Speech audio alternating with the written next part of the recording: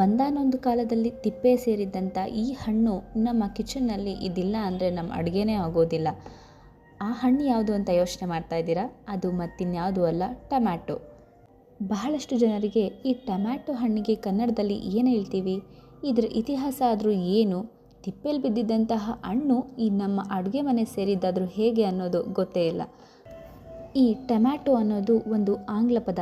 ಈ ಟೊಮ್ಯಾಟೊಗೆ ಕನ್ನಡದಲ್ಲಿ ಗೂದೆ ಹಣ್ಣು ಅಂತ ಕರೀತಾರೆ. ಈ ಗೂದೆ ಹಣ್ಣು ಇಂದಿನ ಕಾಲದಲ್ಲಿ ಹಿತ್ತಲ ತಿಪ್ಪೆಗಳಲ್ಲಿ ಬೆಳೀತಿತ್ತು. ಇದನ್ನು ಒಂದು ಉಪಯೋಗಕ್ಕೆ ಬಾರದೇ ಇರುವಂತಹ ವಸ್ತು ಅಂತ ಹೇಳಿ ತಿಳ್ಕೊಂಡಿದ್ರು.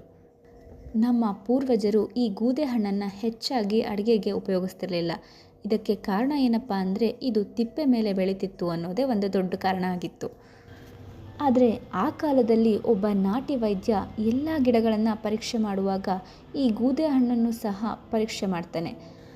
ಆತನು ಪರೀಕ್ಷಿಸಿ ನಂತರ ಇದು ತಿನ್ನೋದಕ್ಕೆ ಯೋಗ್ಯವಾಗಿದೆ ಅಂತ ಹೇಳಿದ ಮೇಲೆ ಈ ಗೂದೆ ಹಣ್ಣನ್ನು ಉಪಯೋಗಿಸುವವರ ಸಂಖ್ಯೆ ಹೆಚ್ಚಾಗುತ್ತೆ. ಈ ಗೂದೆ ಹಣ್ಣನ್ನು ರೈತರು ಕೂಡ ಬೆಳೆಯೋದಕ್ಕೆ ಶುರು ಮಾಡ್ಕೋತಾರೆ. ಈ ಗೂದೆ ಹಣ್ಣು ಅಥವಾ ಟೊಮ್ಯಾಟೊ ನಮ್ಮ ಕಿಚನನ್ನು ಎಷ್ಟು ಆವರಿಸ್ಕೊಂಡಿದೆ ಅಂದರೆ ಸಾಂಬಾರು ಮಾಡೋದಕ್ಕೆ ಟೊಮ್ಯಾಟೊ ಇಲ್ಲ ಅಂದರೆ ಸಾಂಬಾರೇ ಆಗೋದಿಲ್ಲ ಅನ್ನೋ ಮಟ್ಟಿಗೆ ತಲುಪಿದೆ. ಯಾವುದೋ ಮೂಲೆಯಲ್ಲಿ ಯಾವುದಕ್ಕೂ ಬಾರದೆ ಮೂಲೆಯಲ್ಲಿ ಬಿದ್ದಿದ್ದಂತಹ ಈ ಟೊಮ್ಯಾಟೊ ಇವತ್ತು ನಮ್ಮ ಕಿಚನನ್ನು ಕಿಂಗ್ ಆಗಿಬಿಟ್ಟಿದೆ.